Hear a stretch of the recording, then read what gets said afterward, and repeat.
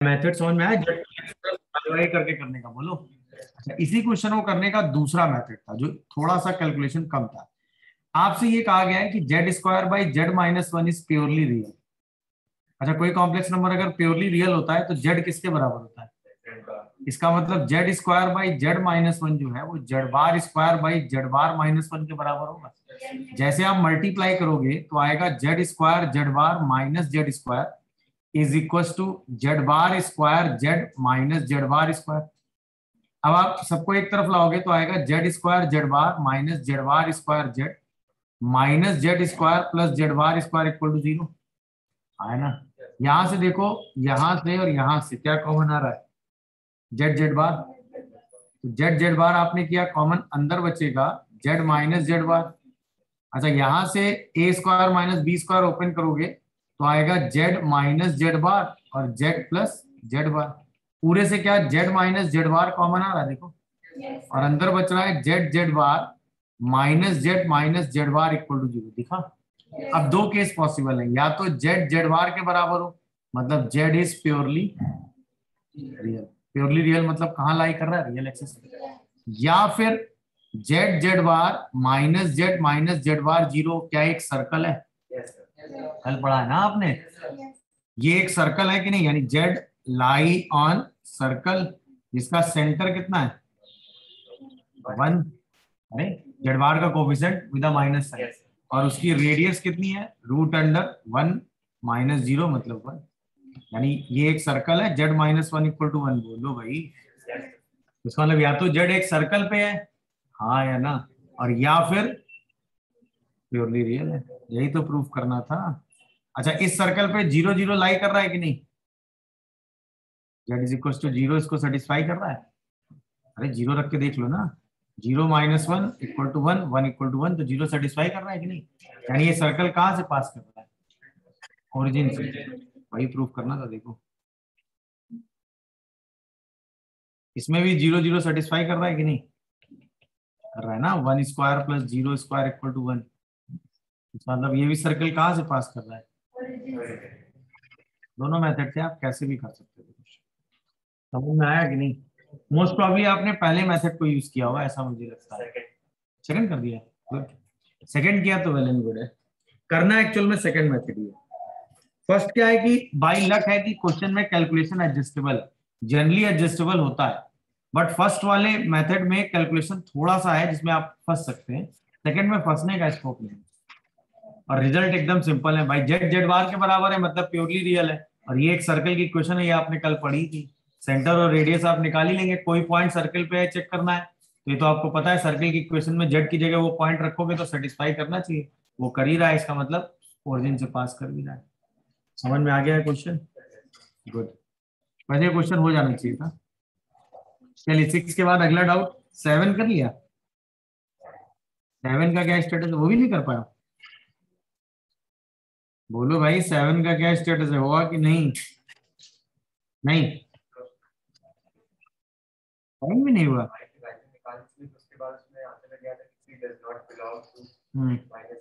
Root के अंदर आ रहा होगा ना सी? रूट तो सेटिस्फाई कराओगे ना? हाँ भाई, जेड एक कॉम्प्लेक्स नंबर है जो इस कंडीशन को सेटिस्फाई करता है, तो ऐसे जेड क्या होंगे? सिंपल रास्ता था, इसमें भी सेम काम करना था। जेड को क्या मान लेना था? X plus i y. तो इसका मतलब मॉड जेड का मतलब हो गया x square plus Y square. सारी वैल्यू उठा के रख दो। अरे हाँ, है ना? सी रियल है तो कोई डाउट है नहीं। जैसे रखोगे तो क्या आएगा? X square plus Y square minus 2i x plus i y plus 2c 1 plus i equal to 0। अब रियल पार्ट पूरा एक साथ कलेक्ट करो तो आएगा x square plus Y square. जब ये माइनस 2i आई वाई से मल्टीप्लाई होगा तो आई स्क्वायर माइनस 1 प्लस एक 2i बनेगा। और जब ये 2c मल्टीप्लाई होगा तो एक 2c भी एक्स्ट्रा में आएगा कि नहीं?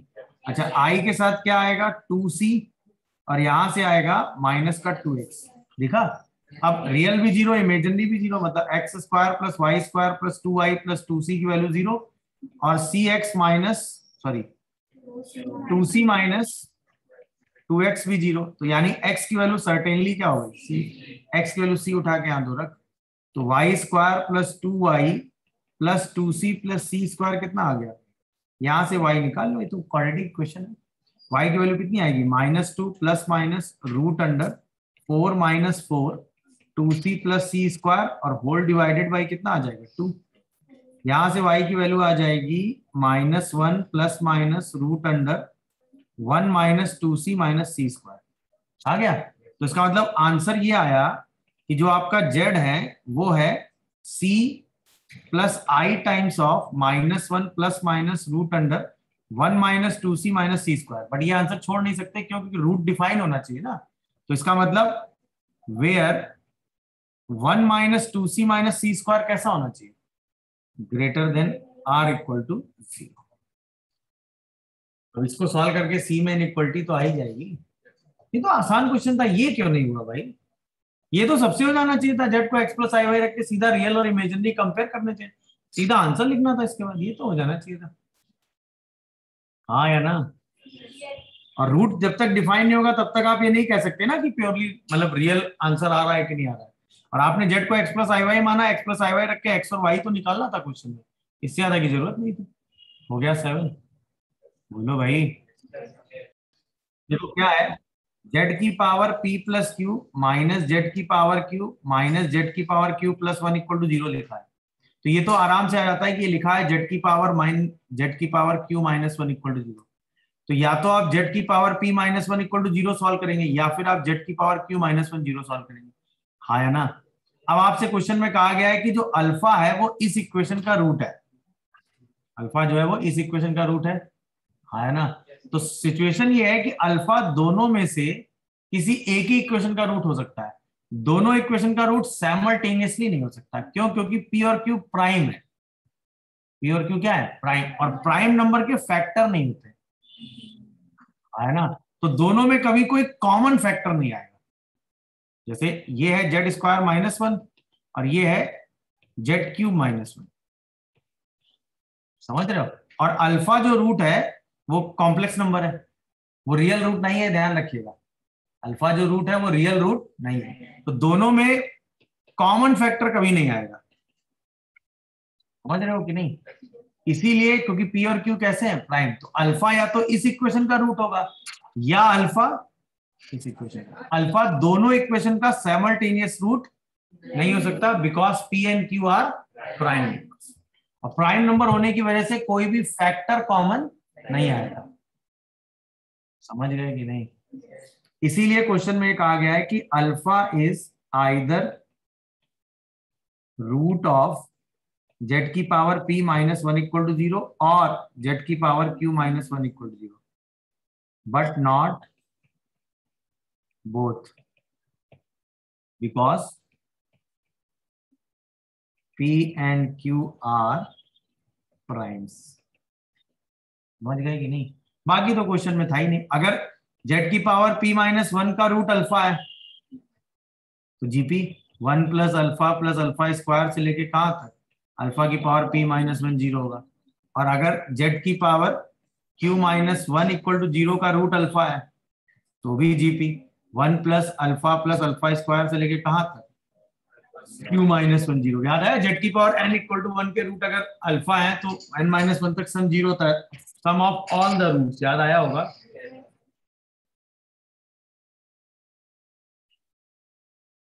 बट दोनों एक साथ 0 नहीं हो सकते, उसका सिंपल रीजन है कि प्राइम फैक्टर और अल्फा नॉन रियल रूट है। प्राइम फैक्टर्स में रियल रूट कॉमन हो सकते हैं क्योंकि वन कॉमन रूट आ सकता है। नहीं समझे?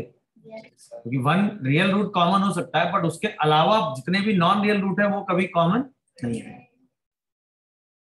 बोलो। चलिए आगे, फिफ्थ के बाद सिक्स कर लिया। सिक्स सिक्स सिक्स सिक्स हुआ भाई। Alpha and beta roots of this equation X plus alpha की power N X plus beta की power N upon alpha minus beta equal to sine N theta one by sine की power N theta one. अच्छा ऐसा है, then prove that X is equal to cot theta one minus one.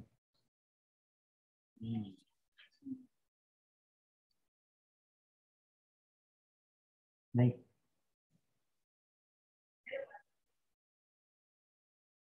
कर पाए कुछ? नहीं नहीं।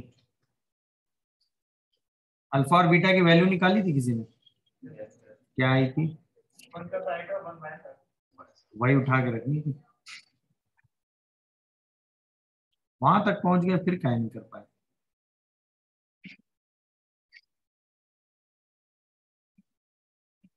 देखो सबसे पहले क्या है, अल्फा और बीटा की वैल्यू बताओ। अल्फा बीटा किस इक्वेशन के रूप होता है? T square minus two t plus two equal to zero. तो अगर यहाँ पे टी निकालोगे तो आएगा two plus minus root under four minus eight by two. तो यहाँ से वैल्यू आएगी वन प्लस माइनस आई। दिखा? तो आप अल्फा को ले लो वन प्लस आई और बीटा को क्या ले लो वन माइनस। तो अल्फा माइनस बीटा की वैल्यू टू आई हो गई क्या? अरे हाँ है ना। अब आपसे सिस्टम में कहा गया है x प्लस अल्फा की पावर n करना है और x प्लस बीटा की पावर n करना है और divided by alpha minus beta करना है। ये वैल्यू आपको दे रखी है sine n theta one by sine की पावर n थीटा वन, है कि नहीं? तो आपको प्रूव करना है, हाँ मैं कुछ कह रहा है, आपको प्रूव करना है x की value cos cot theta one minus one होगी, यही तो है। तो हम इसको ऐसे करेंगे, अगर यहां पर x की वैल्यू क्या रख दे, बोलो, cot theta one minus one, तो ये रिजल्ट किसके बराबर आ जाना चाहिए? Sine N theta one by sine की power N theta one. Put कर दो जरा x, क्या आएगा बताओ? Cot theta one minus one, अच्छा अल्फा की वैल्यू कितनी है? वन प्लस आई, अरे हाँ है ना, इसकी पावर है माइनस, यहाँ पे आओ, cot theta one minus one, beta की वैल्यू कितनी है? वन माइनस आई, और whole divided by alpha minus beta की वैल्यू कितनी है? Two i. यहाँ तक ओके हो? अच्छा ये रिजल्ट आया cot theta one plus i की पावर एन, और ये रिजल्ट आया cot theta one minus i की पावर एन डिवाइडेड बाई कितना आ रहा है बेटा? To I. कॉट को क्या लिख सकते हो? कॉस बाई साइन, तो ये आ गया cos theta one plus I sine theta one की पावर एन, और ये आ गया कॉस थीटा वन माइनस आई साइन थीटा वन की पावर एन, और होल डिवाइडेड बाई आ गया साइन थीटा वन की पावर एन इंटू टू आई। अरे हाँ है ना। अच्छा ये है जेड की पावर एन और ये है माइनस जेड की पावर एन, तो अगर आप डिमोर्स थ्योरम लगाओगे तो इसको लिख सकते हो cos N theta one plus I sine N theta one. Am I correct? यहाँ पे डिमोर्स लगाओगे तो लिख सकते हो sine N theta one plus I sine N theta one. Cos वाला पोर्शन कैंसिल हो गया और यहाँ पे आ गया साइन थीटा वन की power N into two I. ऊपर से आ गया two I sine N theta one और नीचे से आ रहा है two I sine theta one की power N. Two I cancel, जो रिजल्ट लिखा है वही आ रहा है ना। अरे हाँ ये ना, ये तो होना चाहिए था ना फिर भाई, क्वेश्चन में सिर्फ सॉल्व भी तो करना था। आपको ये प्रूफ करना है कि अगर ये इसके बराबर है तो एक्स ये है ना। तो अगर एक्स ये रखोगे तो ये किसके बराबर आएगा? बोलो भाई, ये क्वेश्चन होना चाहिए था। मगर भाई अल्फा बीटा निकाल लेंगे कि नहीं? अल्फा की जगह अल्फा, बीटा की जगह बीटा, एक्स की जगह एक्स, और ये पूरी वैल्यू किसके बराबर दिखानी थी? यहाँ के बाद डिमोर्स थ्योरम लगी रही है। कितने लोगों को ये सब समझ में आ रहा है भाई? पता नहीं क्या कर रहे हो तुम लोग। चलो सेवेंथ का क्या स्टेटस है? वन प्लस आई टेन अल्फा की पावर वन प्लस आई, इसमें आपको मैग्नीट्यूड ऑफ जेड निकालना था।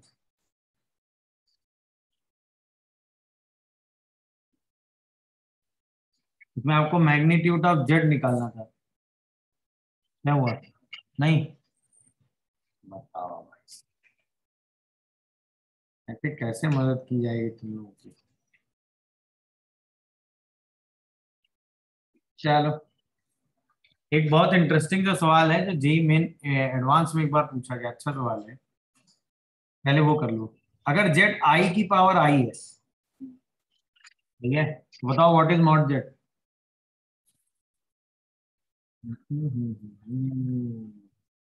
मेरा पहला सवाल, आई की पावर आई इज रियल और नॉन रियल?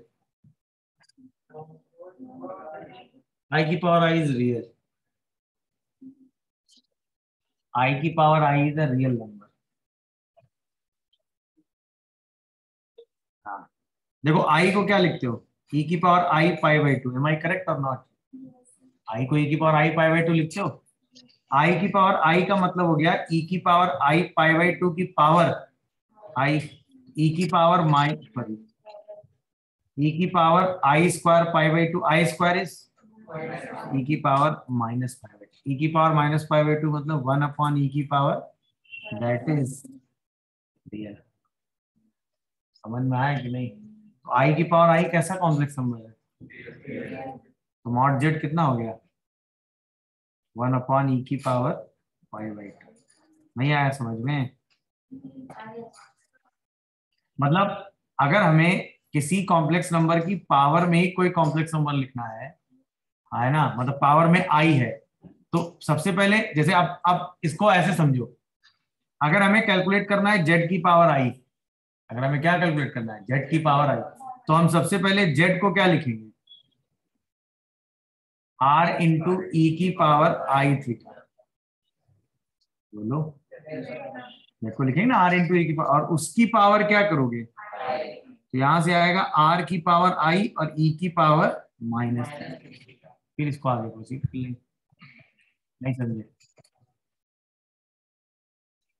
नोट करो इसको, ये चीज नोट करो, कोई क्वेश्चन तो भेज देंगे।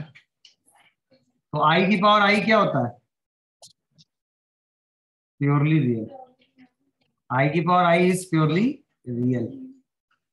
समझ में आया होगा? तो आई की power I is purely real.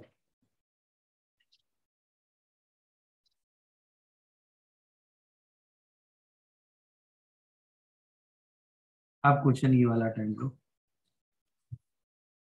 आपको सिर्फ मैग्नीट्यूड बताना है, उससे ज्यादा नहीं बताना है।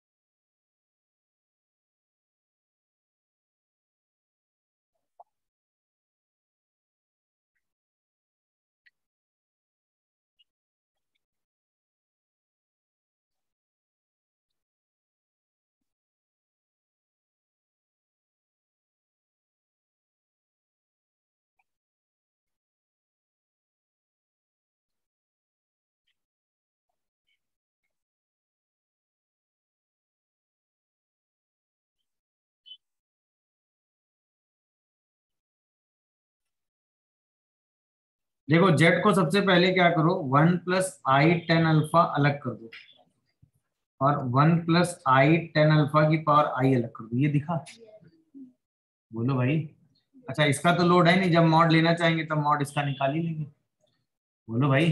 अच्छा इसको अगर आप लिखना चाहते हो तो ये आएगा 1 प्लस आई टेन अल्फा, ऐसे ही। इसको आप अगर लिखोगे तो ये आएगा sine alpha plus I cos alpha. बोलो।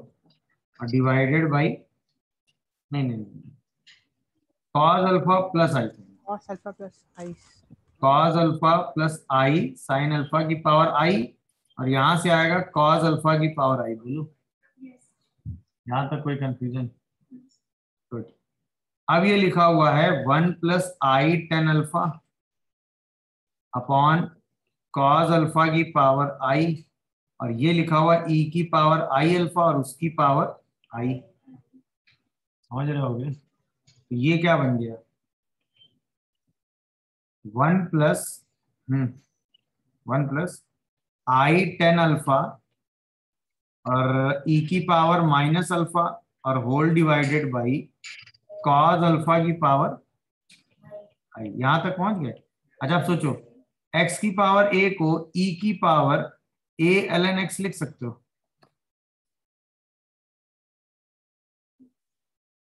अच्छा गायब हो गया है, नहीं समझना है? ए की power log of B base C, sorry A base C, सोचो क्या होता है? ए बेस सी, सी होता है पक्का ना? सी की पावर बी कर लो तो क्या होता है? सी की पावर बी होता है ना? सी की पावर बी में इस बी को हटा के यहां कर लो, यही होता है ना? अब वापस से आओ, ए की पावर एक्स था, सॉरी एक्स की पावर ए था, अरे बोलो भाई, तो हमने इसमें लिखा e की power log of e base x की पावर a, इसी को तो ln बोलेंगे, यही तो लिखा ना। अब नहीं पता था तो आज के बाद ये चीज ध्यान रखिएगा, कैलकुलेशन रिड्यूस करने में बहुत यूज होती है। कहीं भी लिखा हो a की पावर b तो आप इसको लिखते हैं e की पावर b ln a, नहीं समझे, क्योंकि a की पावर b है ना ये, है ना। तो अब बताओ, इधर आओ वापस, cos अल्फा की पावर i को क्या लिखोगे? cos अल्फा की पावर i को क्या लिखोगे? e to the power i ln cos alpha. ये बात समझ रहे हो कि नहीं? हाँ या ना? यहाँ तक कोई कंफ्यूजन? यहाँ तक मामला एकदम डन। अच्छा, बेसिकली ये एंगल थीटा की तरह ट्रीट हो रहा है, e की पावर आई थीटा हो गया है, तो बोलो भाई। अब आओ, क्वेश्चन हो गया खत्म। यहां से देखोगे हमें क्या चाहिए, मॉड चाहिए ना इसका, जेड का मॉड ही तो चाहिए ना हमें। जैसे ही मॉड लगाओगे क्या होगा बताओ? मॉड जेड में ई की पावर माइनस अल्फा आएगा एक, तो इसका मॉड आएगा रूट अंडर 1 + tan² अल्फा। अच्छा, इसका मॉड तो 1 हो जाएगा क्योंकि ये ई की पावर आई थीटा हो गया।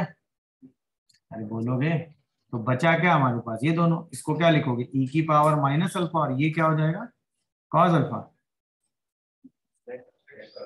सेक अल्फा। ये क्या हो जाएगा, सेक अल्फा। तो ई की power minus alpha sec alpha हो गया आंसर। नहीं, अच्छा, अगर जो लिखा है आंसर वही चाहिए तो माइनस अल्फा ई की power minus ln cos alpha लिख दो। अल्टीमेट आंसर आ गया ई की power minus alpha plus ln। ये आंसर पीछे दिया है, तो घबराने की जरूरत नहीं, दोनों सेम है। आप यहाँ भी छोड़ सकते हो, ये भी चलेगा। अब ये कैसे लिखा दिखा? नहीं दिखा होगा। कोई भी नंबर अगर b है तो आप उसको e की पावर ln b लिख सकते हो, हाँ है ना। तो अगर नंबर 1/b है तो e की पावर माइनस ln b लिख सकते हो। अब बाकी तो समझ आ ही रहा होगा। ये सब कैलकुलेशन रिड्यूस करके लिखने के तरीके हैं जो आप साइमल्टेनियसली तुरंत यूज कर ले रहे हो। तो अल्टीमेटली देखो, क्वेश्चन सॉल्व करने का तरीका वही जो मैंने आपको पीछे समझाया वो यही था। क्या था? अगर हमें जेड की पावर आई लिखना है तो इस जेड को किस में चेंज करना होगा, पोलर फॉर्म, यूलर फॉर्म, और फिर आई की पावर लेके आंसर लिख देना। अच्छा, इस आर की पावर आई को कैसे डील करना आप समझ में आ गया? इस आर की पावर आई को डील करने के लिए तुरंत इस आर की पावर आई को क्या लिख दोगे, बोलो, e to the power i ln r. अरे हाँ या ना? और इसका तुरंत मॉडुलस लोगे तो कितना आ जाएगा, वो 1, क्योंकि ये e की पावर क्या हो गया, आई थीटा। ln आर करते ही वो आई थीटा बन गया ना, तो ये प्योरली क्या हो गया, इमेजिनरी नंबर हो गया। इसका मॉडुलस हमेशा कितना आ जाएगा? सर हाँ पूछो। आपने ब्रैकेट खोली थी सर, जो 1 + i tan अल्फा एंड उसमें सर हम्म, बिना ब्रैकेट खोले पहले कॉमन लेके कुछ करते उसके बाद हो सकता था सर? हाँ कर सकते हैं। सर वैसे चल रहे थे सर, हम्म -1/cos अल्फा e की hmm power i alpha plus pi, और ब्रैकेट के बाहर से 1 + i बच रहा है सर। अल्फा प्लस पाई कहाँ से ले आया तू? सर प्रिंसिपल आर्ग्यूमेंट बनाया था। किसका? किसका? अरे सर ठीक है, वो गलत हुआ सर वो। मतलब चालू हो जा रहे हो, इतना सब ना करना पड़े इसीलिए मैंने 1 पावर पहले अलग कर दी, क्योंकि इस कॉम्प्लेक्स नंबर का मॉडुलस आप आराम से निकाल लेंगे जिस दिन जब चाहेंगे तब। समस्या सिर्फ पावर आई की आएगी, तो पावर आई को आपने अलग से सिंप्लीफाई किया है, बाकी समस्या ही नहीं है। हाँ या ना? तो हमेशा ध्यान रखिएगा, क्या, आई की power I is purely real, दिखने में इमेजिनरी लगता है बट है क्या, प्योरली रियल। इसकी वैल्यू होती है e की पावर -π/2। और जेड की पावर आई को कैसे डील करते हैं मैंने आपको सिखा दिया, समझ रहे हो कि नहीं? वो आप आराम से डील कर ही लेंगे, कहीं कोई दिक्कत नहीं हो जाएगा तो डन। देख लो, कोई डाउट आ रहा हो तो बताओ। 7th हो गया, सही क्वेश्चन था, नोट हो गया। चलो 7th के बाद बताओ, 8th कर लिया होगा, 8th तो क्लास में कराया था, 8th तो क्लास में ही करा दिया था। चलो बात हो गई खत्म, ये भी दिखा रहे हैं। इसके बाद तो बस बाकी तो सब डन है ना, अब तो पढ़ाना ही है मुझे। चलिए अब आ जाइए जरा लोकस में वापस। हाँ ये नोट करो, फिर लोकस कंटिन्यू करते हैं। तो हम सर्किल की बात कर रहे थे ना, सर्किल में एक छोटा सा कॉन्सेप्ट है, वो और बता देते हैं, उसके बाद सर्किल से बाहर आते हैं। तो लोकस अगर आपको निकालना है तो जेड को क्या रख देना है, एक्स प्लस आई, और एक्स वाई में लोकस निकाल लेना है। समझ रहे हो कि नहीं? और आई की पावर आई वाला भी डील आपने कर ही लिया है, देख लो, हटाएं। चलिए अब बात करते हैं सर्किल की। तो आपने कल की क्लास में ये पढ़ा था कि अगर कोई पॉइंट सर्किल के इनसाइड है तो, कोई पॉइंट सर्किल के इनसाइड है कैसे जज करते हो? मतलब z minus z naught equal to r, ये एक सर्कल है और एक पॉइंट है Z1। 3 केस पढ़े थे कि नहीं आपने? कोई पॉइंट अगर सर्किल पे ही है तो इसका मतलब Z0 से उसकी डिस्टेंस R के बराबर होगी ना, या हम इसको ऐसे भी कह सकते हैं कि mod of Z1 minus Z0 minus R equal to क्या हो जाएगा, मतलब वो पॉइंट इक्वेशन को क्या करेगा, सेटिस्फाई। अगर कोई पॉइंट इस सर्कल के आउटसाइड है, बताया, तो उसकी Z0 से जो डिस्टेंस होगी वो, इसका मतलब अब Z1 जब इक्वेशन में रखोगे तो ये रिजल्ट पॉजिटिव आएगा, तभी तो ग्रेटर देन R होगी। और अगर आपका पॉइंट इनसाइड हो जाए, ये आप डिसाइड कर लोगे ना आपका पॉइंट तीनों केसेस में कहां पे है, मतलब Z के रेफरेंस में आपका जो पॉइंट Z1 है वो कहां लाई करता है, ये बात समझ में आ जाएगी ना। तो इस केस में जैसे ही आप Z की जगह Z1 रखोगे तो ये रिजल्ट नेगेटिव आ जाएगा। या तो आप इक्वेशन में सीधा सब्स्टिट्यूट करके चेक कर लेना, या फिर सेंटर से उस पॉइंट की क्या निकाल लेना, डिस्टेंस। अगर मैं C सेंटर और P पॉइंट कह दूं, C सेंटर और P पॉइंट कह दूं, C सेंटर और P पॉइंट कह दूं, तो अगर PC डिस्टेंस रेडियस के बराबर है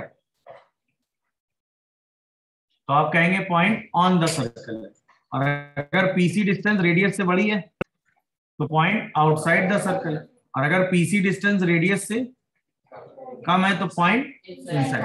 अच्छा, P और C के बीच के डिस्टेंस तो निकाल लो, क्योंकि P आपको पॉइंट दिया होगा और C आपको सेंटर पता ही। तो आपको ये डिसाइड करने में अब दिक्कत नहीं कि आप सर्किल में कहां पे हैं, ऑन द सर्कल है, आउटसाइड है या इनसाइड है। बोलो भाई, ये तो आपने लास्ट क्लास में ही पढ़ा था ना। ये बात हो गई ऑन द सर्कल, ये बात हो गई आउटसाइड द सर्कल, और ये हो गई इनसाइड द सर्कल। ये आपने वैसे लास्ट क्लास में पढ़ा था, तो इतना इसमें जाने की जरूरत नहीं है। अब बात आती है असली। सपोज आपका पॉइंट ऑन द सर्कल, ठीक, तो इस पॉइंट से सर्कल के किसी भी पॉइंट की मैक्सिमम और मिनिमम डिस्टेंस क्या होगी?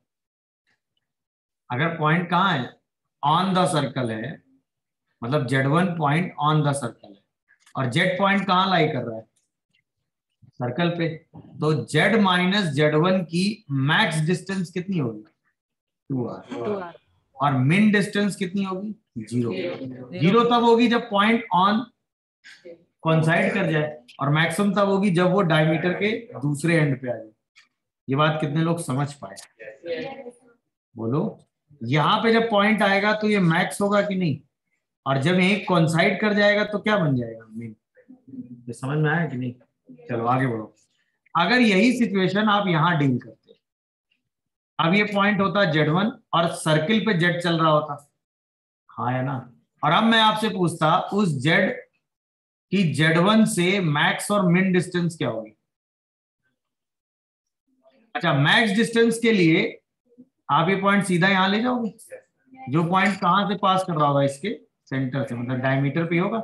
ये पूरी डिस्टेंस PC होगी, यानी mod of Z minus Z0, और उसमें क्या ऐड कर दोगे, R। ये डिस्टेंस होती है मैक्स PC प्लस R, जहां पे R का मतलब क्या होता है, रेडियस।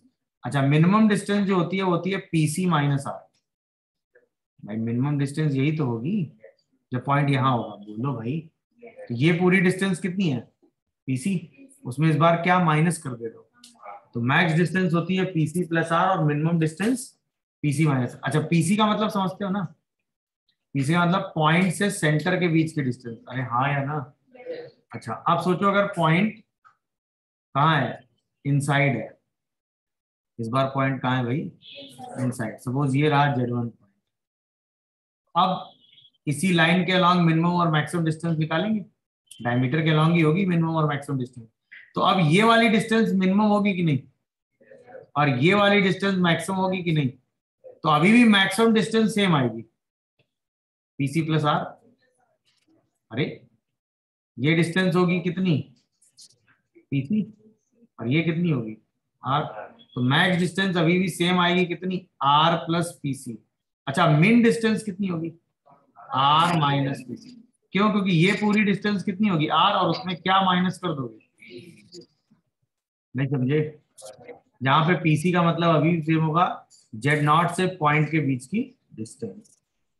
तो ये मैक्स और मिन समझ में है। अच्छा ये मैंने मैक्स और मिन समझाया क्यों है, उसका लॉजिक है। ये जो आपने इतनी देर से बात की मैक्स और मिन की, आपको याद होगा आपने क्वेश्चन सॉल्व किए, बताओ कौन से,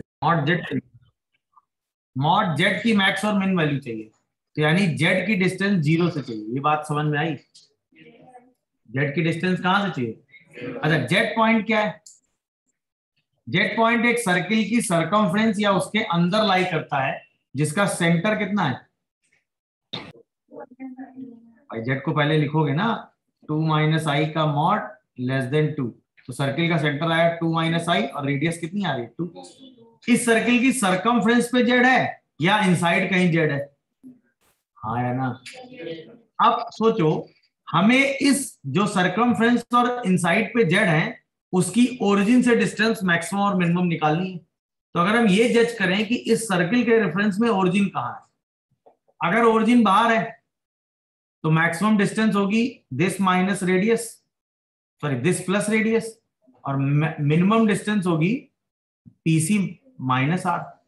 अगर यही जेड पॉइंट सर्किल के अंदर आ गया तो मिनिमम डिस्टेंस 0 होगी, क्योंकि सर्किल के अंदर ही तो सारे जेड हैं, तो कोइंसाइड करेगा तो 0 हो जाएगी, बट मैक्सिमम डिस्टेंस अभी भी पीसी प्लस आर हो जाएगी। तो बस हमें ये डिसाइड करना है कि ओरिजिन इस सर्किल के रेफरेंस में कहाँ है। तो वो तरीका हमारे पास सिंपल है भाई, z इक्वल टू 0 और z नॉट पता है, तो हम सीधे सीधे किसके बीच की डिस्टेंस निकालने, mod of z1 minus z not, है ना। z1 पॉइंट 0 है, बोलो, और z नॉट हमें पता है कितना, तो यानी ये आ गया 2 माइनस आई का मॉड, ये क्या √5 होता है, अरे बोलो, सर्किल की रेडियस कितनी है, तो इसका मतलब mod of z1 minus z not यानी pc जो है वो रेडियस से बड़ा आ रहा है कि नहीं, ये समझ में आया, पीसी रेडियस से बड़ा क्यों है। ये पॉइंट है पी, ये पॉइंट है सेंटर सी, पी पॉइंट वही तो हुआ ना जिसकी हमें जेड से डिस्टेंस निकालनी होती है, अरे हाँ या ना। तो ये पॉइंट हो गया पी, पी पॉइंट सी से अगर रेडियस से बड़ी है ये डिस्टेंस तो आउटसाइड है, रेडियस से छोटी है तो रेडियस के बराबर है, तो पी और सी के बीच की डिस्टेंस निकालने का तरीका mod of z1 minus z not हुआ कि नहीं, वहां से डिस्टेंस कितनी आई, तो इसका मतलब ये डिस्टेंस 2 से बड़ी आ रही है, इसका मतलब पॉइंट कहाँ है। अब जैसे ही पता चला पॉइंट आउटसाइड है तो बताओ z माइनस 0 की मिनिमम और मैक्सिमम डिस्टेंस कितनी होगी, मिनिमम डिस्टेंस हो गई पीसी में से r माइनस करेंगे, मैक्स डिस्टेंस हो गई पीसी में r add, PC distance √5 r2, PC distance √5 r2 आ गया समझ में। आपको बाकी सारा वो सब बनाने की जरूरत नहीं, बस ये जज करना है ये पॉइंट कहाँ है। एक बार ये जजमेंट लिया कि ये पॉइंट इनसाइड है या आउटसाइड, मिनिमम मैक्सिमम डिस्टेंस सीधे निकाल। समझ में आया कि नहीं क्वेश्चन, बोलो भाई। हाँ पूछो, कोई पूछ रहा है क्या, कॉन्सेप्ट क्लियर हुआ कि नहीं। ये बाय ज्योमेट्री ये क्वेश्चन किया गया और एग्जाम में ये क्वेश्चन बाय ज्योमेट्री किए भी जाते हैं, नहीं समझ रहे हो, नोट करो, जब स्टार्टिंग से ही लिखना होगा ना।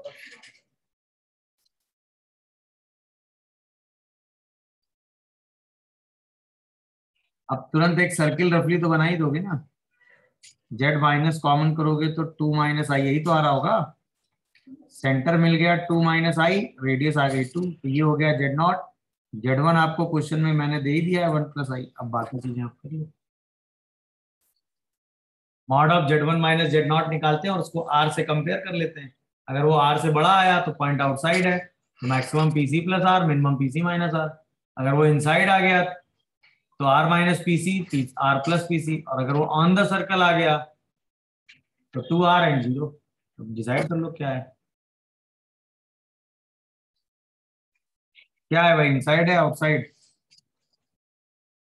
तो mod of Z not minus Z one बताओ। इतना क्या टाइम लगाते हो यार तुम लोग। आउटसाइड। देखो क्या है, पॉइंट 3 माइनस 2i आया।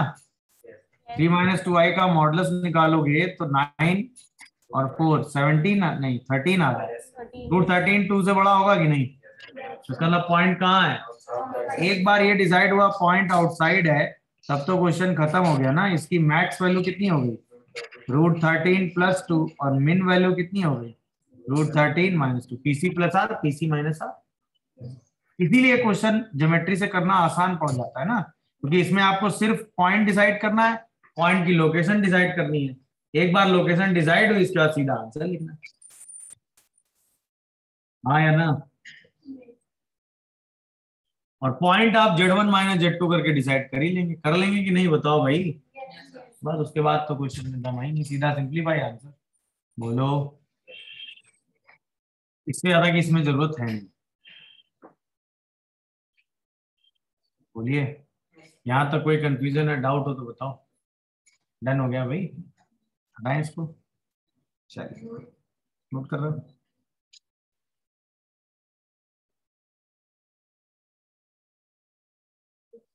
हो गया।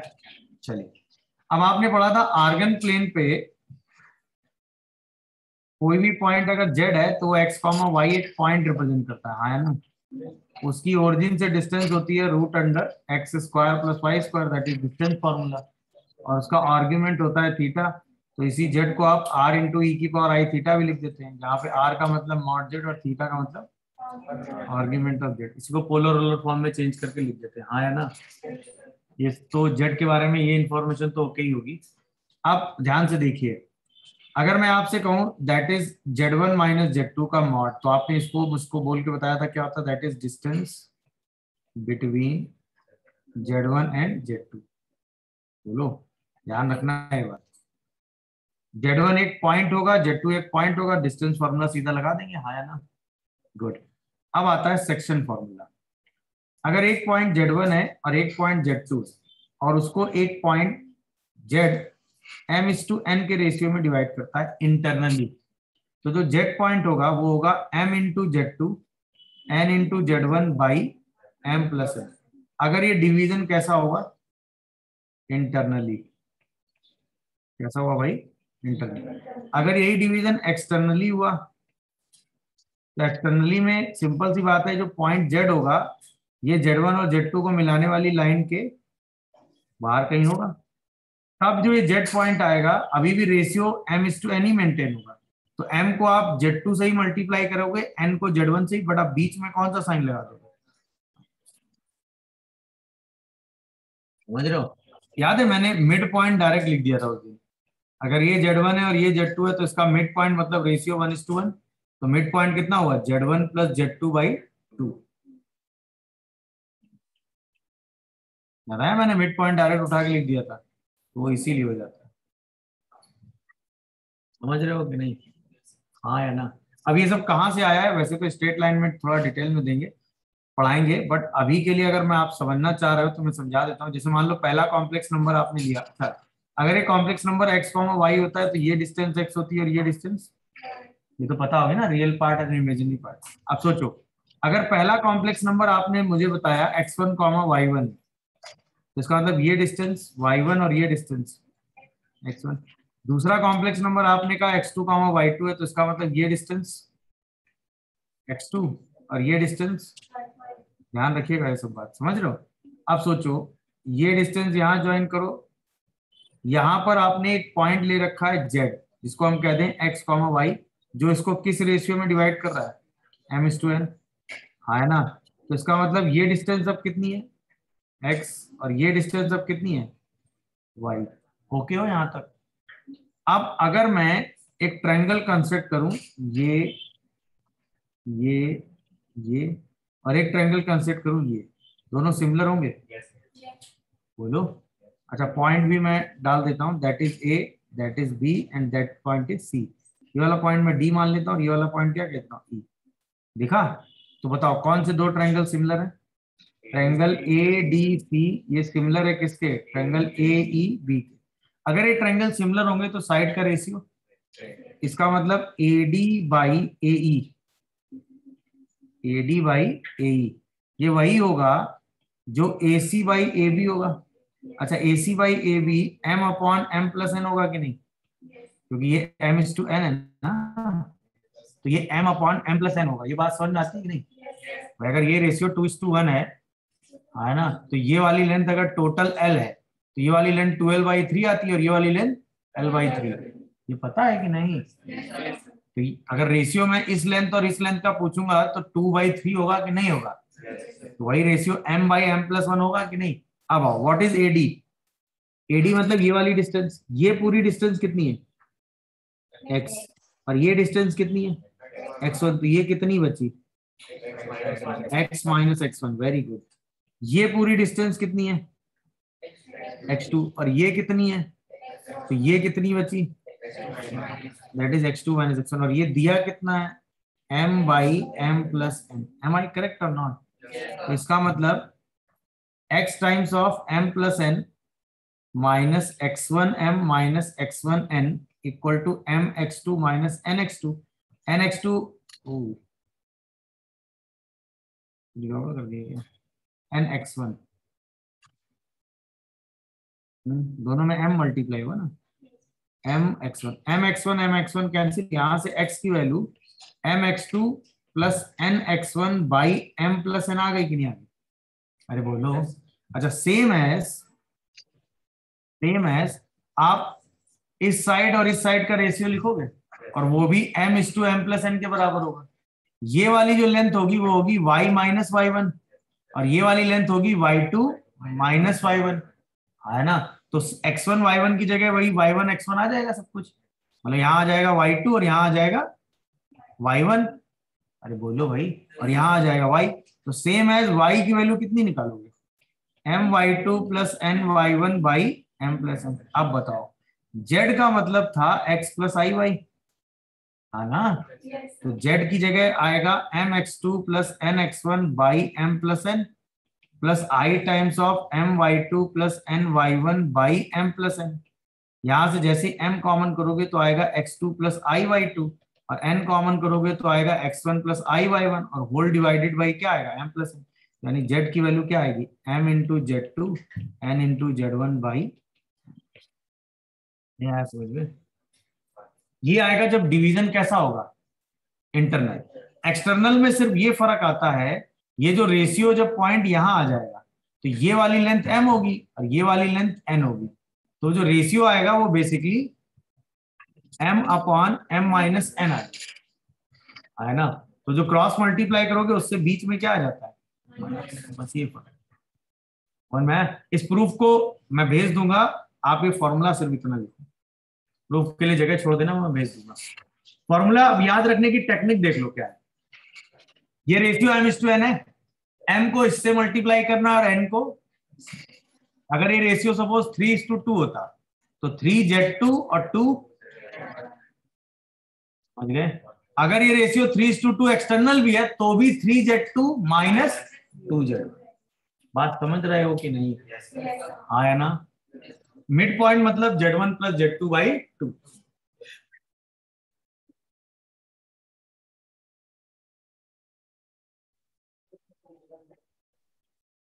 ऊपर तो ये तो लिखने की जरूरत नहीं, तो ऐसे ही बता, यहां से लिखो mod of z1 minus z2 और इंटरनल एंड एक्सटर्नल रेशियो। बस इतनी चीज नोट करो, प्रूफ में भेज दूंगा, प्रूफ इतना इंपॉर्टेंट है। बट स्ट्रेट लाइन में प्रूफ नहीं बताऊंगा मैं, ध्यान रखिएगा। स्ट्रेट लाइन में रिजल्ट डायरेक्ट लिखूंगा मैं। तो अब आपको एक्सटर्नल और इंटरनल रेशियो पे अगर पॉइंट निकालने होंगे तो आप सीधा पॉइंट निकाल लेंगे, है ना? अब जो आपने सेंट्रॉइड का फॉर्मूला मैंने आपको एक जगह लिखवाया था अब वो बताऊंगा कहां से आता है, क्योंकि सेंट्रॉइड ही इंपॉर्टेंट पॉइंट है, बाकी तो स्ट्रेट लाइन से सब कर लेंगे।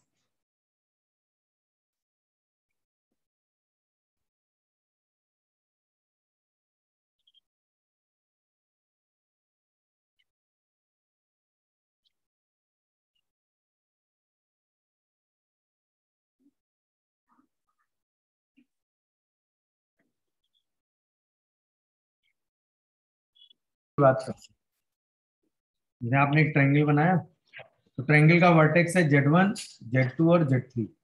अच्छा, सेंट्रॉइड क्या होता है, मीडियन ड्रॉ करते हैं, मीडियन सामने वाले साइड के मिड पॉइंट को ज्वाइन करता है ना, और दूसरी मीडियन ड्रॉ करोगे तो इसके मिड पॉइंट को ज्वाइन करेगा, तीसरी मीडियन ड्रॉ करोगे तो वो इसके मिड पॉइंट को ज्वाइन करेगा। तीनों मिड पॉइंट यानी मीडियन जहां इंटरसेक्ट करते हैं उसी हम क्या कहते हैं, सेंट्रॉइड। तो सेंट्रॉइड का मतलब होता है point of intersection of medians.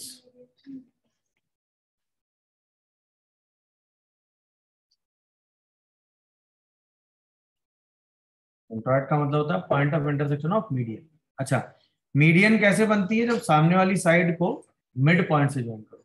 तो अगर डी जो है वो इसका मिड पॉइंट होगा कि नहीं, तो 1:1 रेशियो होगा, तो डी को हम तुरंत बोल देंगे Z2 plus Z3/2।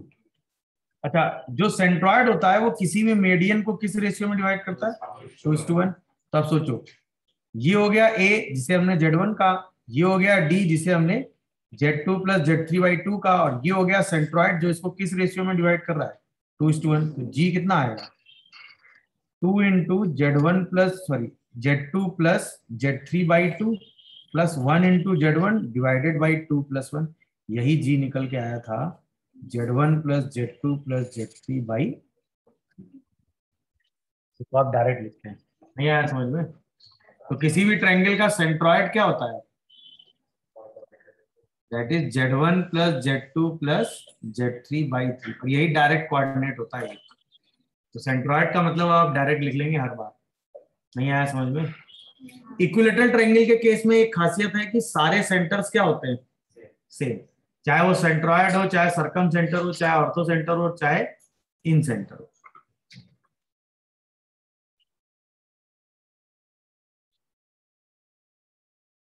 Complex number में सेंट्रॉइड का ही रोल सबसे ज्यादा है, बाकी सेंटर्स का रोल उतना ज्यादा नहीं है, बट आपको पता होनी चाहिए बाकी सारे सेंटर होते क्या है। सेंट्रॉइड का कोऑर्डिनेट डायरेक्ट निकाला जा सकता है। कई बार क्या होता है, क्वेश्चन में सेंट्रॉइड बोलता भी नहीं है, क्वेश्चन में बोलता है कि एक ऐसा पॉइंट है जो ट्रायंगल को 3 इक्वल एरिया में डिवाइड कर रहा है, उस पॉइंट को भी हम सेंट्रॉइड ही कहेंगे। वो जब स्ट्रेट लाइन पढ़ेंगे तब बता दूंगा मैं। सेंट्रॉइड को बोलने के 3-4 तरीके हैं, मतलब इसमें सेंट्रॉइड वर्ड यूज ही नहीं होता है, बट मतलब उसका सेंट्रॉइड ही होता है।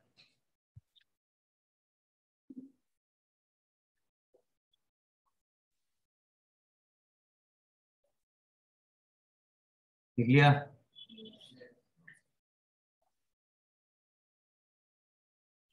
लिख लिया ना। तो अब Z1 Z2 Z3 वर्टेक्स पता होंगे तो सेंट्रॉइड निकाल दोगे ना सीधे, that is Z1 plus Z2 plus Z3/3। बोलोगे है?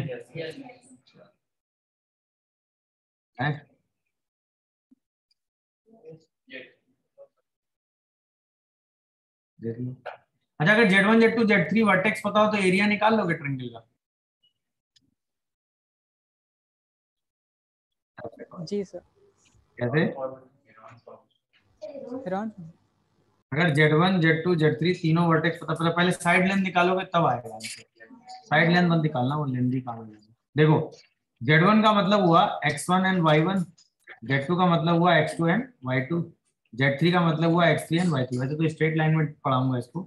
तो एरिया का डायरेक्ट फॉर्मूला होता है 1/2। पहला डिटरमिनेंट कहीं से भी शुरू हो जाओ, X1 Y1 X2 Y2 को लेके पहला डिटरमिनेंट बना दो, फिर X2 Y2 और X3 Y3 को लेके दूसरा डिटरमिनेंट बना दो, और फिर X3 Y3 और X1 Y1 को लेके तीसरा डिटरमिनेंट बना दो। तीनों की वैल्यू निकाल के ऐड कर दो।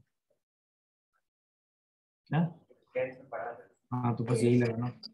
बट ये कॉम्प्लेक्स नंबर था, कॉम्प्लेक्स नंबर एक पॉइंट होता है, ये तो पता ही है ना। तो बस पॉइंट वाला फॉर्मूला लगा देंगे। तो क्या पहले x1 y1 x2 y2 कोई भी एक पॉइंट ले लो, पहले ये दोनों लो, एक डिटरमिनेंट, ये डिटरमिनेंट तो ओपन करना जानते हो ना, इसको मल्टीप्लाई माइनस साइन, समझ रहे हो, फिर ये दोनों लेके एक डिटरमिनेंट बना दो, फिर ये दोनों लेके एक डिटरमिनेंट बना दो, और तीनों की वैल्यू निकाल के ऐड कर दो, हाफ करके मॉड ले लो, आंसर आ गया। हाँ है ना, तो उसमें ये डिस्टेंस ये डिस्टेंस ये डिस्टेंस फिर S minus A S minus B S minus C लगाने की जरूरत नहीं है। तो वो बेसिकली उसका फॉर्मूला है कोऑर्डिनेट में जो लगता है ना, क्योंकि कोऑर्डिनेट से मिलती जुलती चीजें चल रही ना, क्योंकि पॉइंट जैसे ही आया, कॉम्प्लेक्स नंबर जैसे एक पॉइंट बना, तो आप चीजें पॉइंट के हिसाब से सारी डील कर सकते हो कि नहीं, तो एरिया ऑफ ट्रायंगल आप ऐसे निकाल सकते हो। तो अगर आप Z1 Z2 Z3 तीनों पॉइंट पता चल जाएंगे तो आप डायरेक्ट डिटरमिनेंट लगा के एरिया कैलकुलेट कर सकते हो, कर लोगे ना।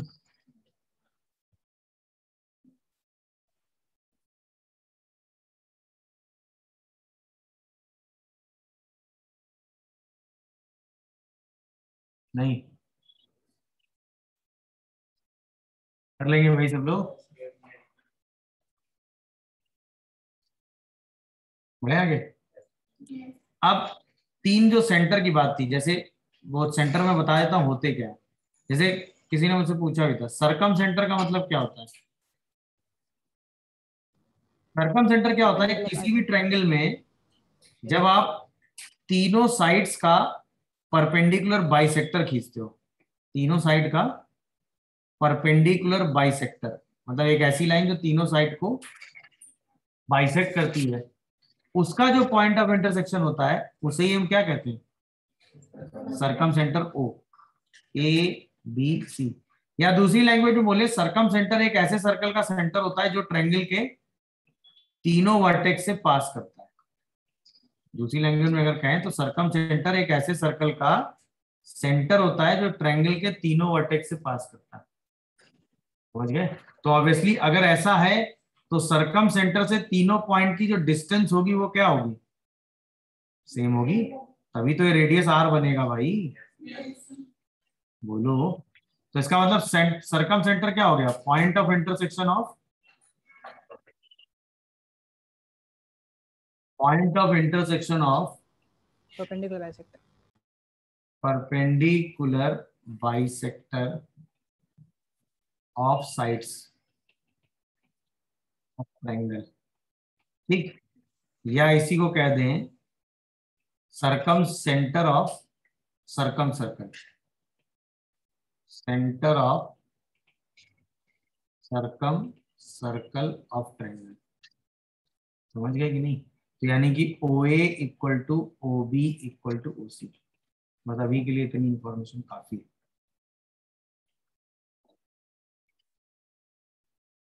अगला सेंटर आता है ऑर्थो सेंटर। ऑर्थो सेंटर क्या होता है, किसी भी ट्रायंगल में जब आप एल्टीट्यूड ड्रॉ करते हैं, किसी भी ट्रायंगल में क्या ड्रॉ करते हैं, एल्टीट्यूड। अच्छा, एल्टीट्यूड एक ऐसी लाइन होती है जो सामने वाले वर्टेक्स से सामने वाली साइड, मतलब वर्टेक्स से सामने वाली साइड पे डाला गया परपेंडिकुलर। तो तीनों एल्टीट्यूड जिस पॉइंट पे क्या करते हैं, इंटरसेक्ट करते हैं, उसी पॉइंट को आप बोलते हैं orthocentre H. Orthocentre क्या होता है, point of intersection of altitude of triangle A B C, इससे ज्यादा की जरूरत नहीं है। इसके बाद एक सेंटर और आएगा, इन सेंटर। इन सेंटर क्या होता है, किसी भी ट्रायंगल में अगर आप इंटरनल एंगल्स का एंगल बाइसेक्टर खींचते हैं, हर इंटरनल एंगल का एंगल बाइसेक्टर, तो तीनों एंगल बाइसेक्टर एक फिक्स पॉइंट से पास करते हैं, उसी फिक्स पॉइंट को नाम दिया जाता है इन सेंटर आई। इन सेंटर आई क्या होता है, point of intersection of internal angle bisector, internal angle bisector of triangle ABC, समझ गए कि नहीं। अच्छा, जो इन सेंटर होता है वो एक ऐसे सर्कल का सेंटर होता है जो ट्रायंगल की तीनों साइड को टच करता है, दैट इज इन सर्कल। तो इसका मतलब इन सेंटर क्या होता है, centre of in circle, of triangle ABC. बस ये सारे सेंटर जानने जरूरी थे, कहीं नाम आ जाएगा तो पता होना चाहिए। सही है। अच्छा, इन सारे सेंटर्स के बारे में एक कॉमन बात और है, किसी भी ट्रायंगल के लिए तो 3 सेंटर आपने निकाले ना, क्या क्या? ऑर्थो सेंटर, सेंट्रॉयड और सर्कम सेंटर, ओ सी सी आई। समझ गया कि नहीं? पहला क्या था? ऑर्थो सेंटर, दूसरा क्या था? सेंट्रॉयड, और तीसरा क्या था? Circumcentre. O G H G O, याद आया? ये तीनों एक लाइन पे होते हैं और किस रेशियो में होते हैं? 2:1। मतलब ये तीनों सेंटर हमेशा ट्रायंगल में एक लाइन पे होते हैं, और वो लाइन ऐसी होती है जो जिसके लिए सेंट्रॉयड उस ज्वाइनिंग लाइन को किस रेशियो में डिवाइड करता है? 2:1। ये तीनों सेंटर एक लाइन पे होते हैं और सेंट्रॉयड उनको मिलाने वाली लाइन को किस रेशियो में डिवाइड करता है? 2:1। चलिए इसके आगे अगली क्लास में। इन सेंटर हमेशा लाइन पे नहीं होता, अगर वो लाइन पे है तो ट्रायंगल आइसोसेलेस होता है, अदरवाइज नहीं होता। हाँ पूछो, नोट भेज देंगे तब लिख लेना, क्लास का टाइम हो गया ना। हाँ भाई, नोट्स भेज देंगे और कुछ क्वेश्चन होमवर्क पे और बढ़ा देंगे, बाकी सॉल्व करके मुझे प्रीवियस ईयर के कुछ क्वेश्चन मैं और दे दूंगा, क्योंकि प्रीवियस ईयर में कुछ कुछ है जो आप कर सकते हो, वो मैं क्वेश्चन टिक करके दे दूंगा, वो आप सॉल्व करिएगा, ठीक। और आज की क्लास में जो क्वेश्चन डिस्कस कराए उनको ही भेज दूंगा, मतलब पूरे नोट्स ग्रुप पे डाल दूंगा, जो छूट गया उसको लिख लीजिएगा।